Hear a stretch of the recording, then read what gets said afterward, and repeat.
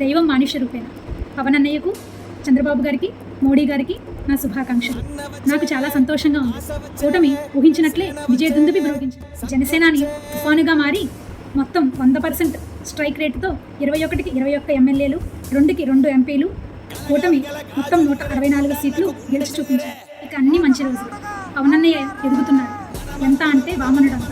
కాలు పెడితే భూమి ఆకాశం పాతాళమంత.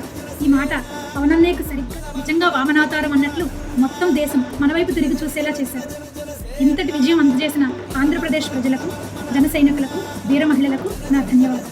అవసరమైన వారికి మాత్రమే సంక్షేమాన్ని అందిస్తూ రాష్ట్రాన్ని అభివృద్ధి చేసి కానీ అమరావతి, ఇతర అభివృద్ధి కార్యక్రమాలు, రోడ్లు, ప్రాజెక్టులు పూర్తి చేసి తద్వారా దేశ ప్రగతిని ముందుకు తీసుకుపోవాలని కోరుకుంటూ ఈరోజు చూశాను. అమరావతికి పట్టిన దుమ్ము దులుపుతున్నారు. ప్రమాణ స్వీకారం తర్వాత పవనన్నయ్యకు హోం మరియు డిప్యూటీ ఇవ్వాలని ఆశిస్తున్నాం. ప్రకాశిస్తుంది.